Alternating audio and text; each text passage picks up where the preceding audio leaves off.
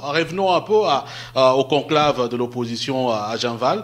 L'une des résolutions de ce conclave, c'est la mise en place d'un comité des sages. Les conférenciers ont reconnu à Étienne Tshisekedi, comment dire, ils ont lu une motion de remerciement, de reconnaissance pour sa lutte pour la démocratie. Ils l'ont placé à la tête d'un comité de sages. Alors vous, en apprenant ça, qu'est-ce que vous avez pensé ?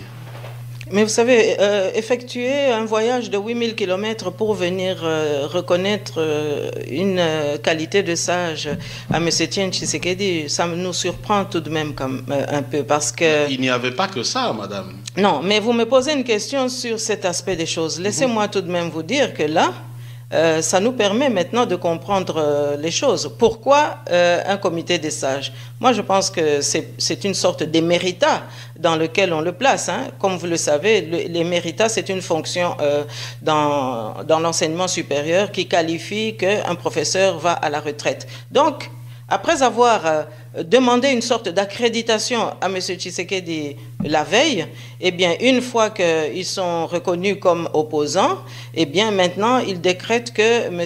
Étienne Tshisekedi, président des sages... Qui sont ceux-là qui sont reconnus comme opposants, mais vous accrédités par Tshisekedi? Mais non, je ne dis pas qu'il a accrédité, mais on a bien l'impression, dans cette improvisation, dans ce cafouillage qui a eu lieu à Genval, eh bien, beaucoup sont des dissidents du PPRD. Vous visez le G7 ? Notamment, qui ont quitté le PPRD à peine hier.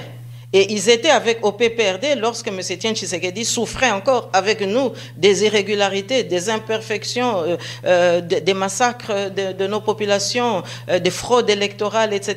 Et aujourd'hui, du jour au lendemain, ils viennent pour dire, voilà, qu'il est le président du comité des sages. Mais je vous rappelle ici que ce sont les mêmes qui, hier, au sein du PPRD et de la majorité présidentielle, avaient aussi désigné au Parlement présidente de la comité des sages, Jeannette Kabila. Hein? Donc, je ne sais pas très bien quels sont ces réflexes qui se répètent ici pour qu'on puisse désigner M. Étienne Tshisekedi, président des sages. En fait, c'est un comité de surveillance qu'on met autour de lui pour bien juguler la colère populaire, parce que l'article 64 est brandi à tout bout de champ, parce qu'on craint que toute cette population qui a encore les faveurs de M. Étienne Tshisekedi ne se révolte. Alors il faut donner l'impression qu'on cajole le patron. Mais maintenant, comment expliquez-vous que les mêmes que vous considérez sont venus pratiquement ceinturer M. Tshisekedi, mais eux aussi ils appellent à l'article 64? Oui, mais ils appellent à l'article 64 pour pousser les gens à prendre cette sympathie, en quelque sorte, une sorte de transfert d'onction qu'ils sont venus chercher en appelant M. Étienne Tshisekedi. Mais lorsque M. Étienne Tshisekedi criait à corps et à cri qu'il faut restituer la vérité des urnes, il n'avait pas entendu le cri de M. Étienne Tshisekedi. Et nous avions entendu ce cri-là. C'est comme ça que la diaspora s'était fortement mobilisée pour que l'impérium puisse être restitué à M. Étienne Tshisekedi. Ils n'en disent pas un mot d'excuse, il n'y a pas de repenti. C'est comme pour, excusez-moi, je vais devoir le citer parce que c'est quand même un cas que nous avons beaucoup souffert déjà du temps de la conférence nationale souveraine. Monsieur Kyungu aujourd'hui, qu'on voit arpenter les murs, soit de l'hôtel ou du logement de M. Étienne Tshisekedi, donc afficher une sorte de réconciliation, alors qu'il n'y a pas eu de repenti de sa part.